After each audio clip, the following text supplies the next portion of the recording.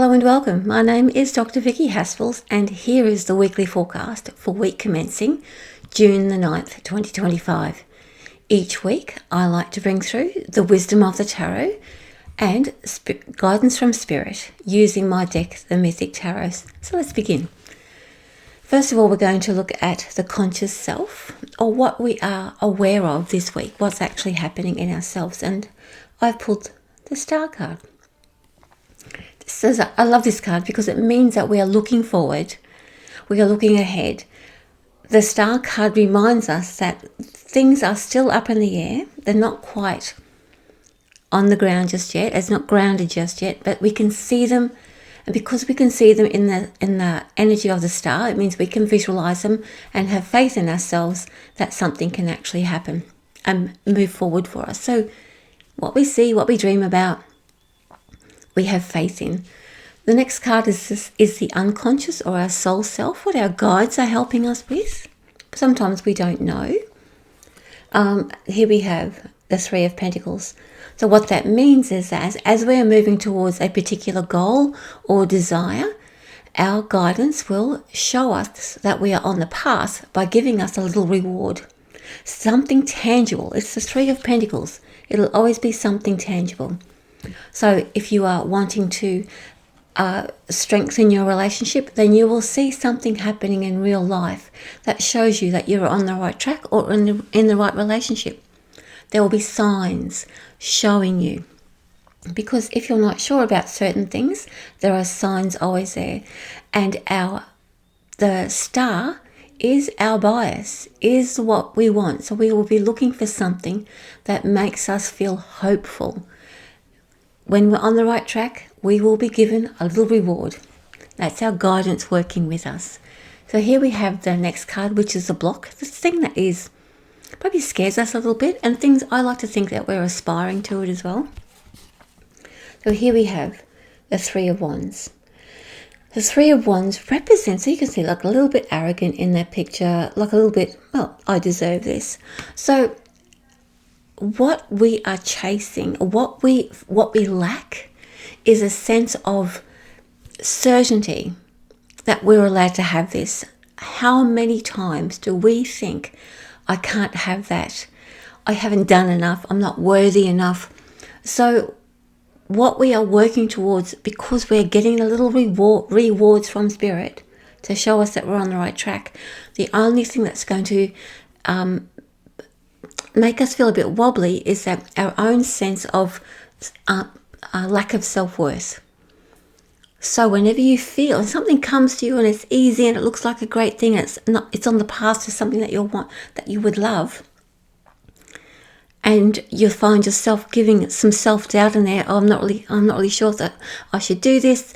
I haven't done enough. I'm not good enough. I'm not well enough. Whatever it is that you want to tell yourself, that is the work that you're doing on yourself to help you feel better.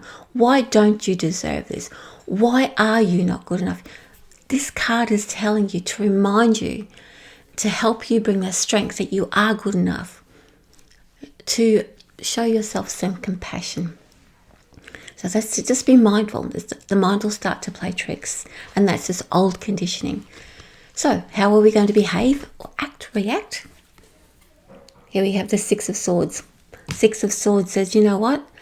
You're going to make a plan. It's all going to make sense. So what we want, we're going to get shown that we're on the right track. And we're going, right, you know what?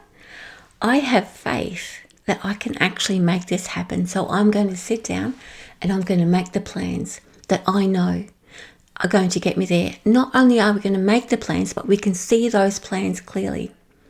And all of this stuff, the self-doubt, the self-sabotage, must be contained.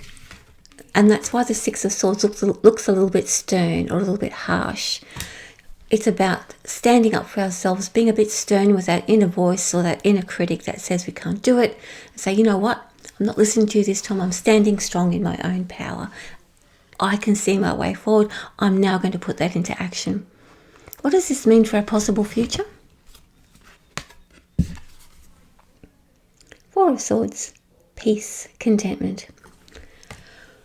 what we are heading towards, what we are creating for ourselves is a sense of peace and contentment in our own special place where we can feel safe and secure and be with our own minds. How often do we chase a sense of peace and contentment and being able to be with ourselves and never have it? We look for peace, we look for contentment, and all of that, again, I'm going to go back to this guy here, all of that self-sabotage that says, I'm not good enough, wrecks our peace. Peace robs us of that security that we deserve, what we desire, what we can see is there for us. Why can't we have that? We're going to work, we'll put all of our heart and soul into it, we will work towards that for ourselves, our own highest good. Why not?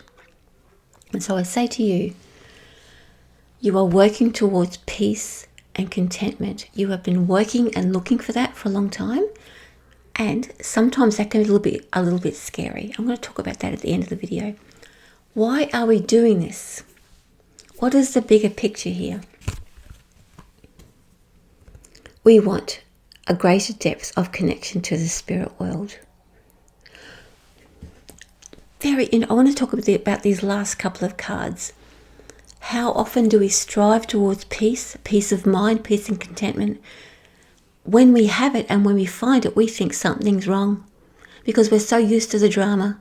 We're so used to having things get the rug pulled out from underneath us. When we find that peace, when we finally have it, we think something is wrong because our mind is still, ourselves are still, our mind is not sabotaging us, or we've learned a way to not listen to that self-sabotage. We start to pull it apart. This is where the moon comes in. This is where you get to make a choice.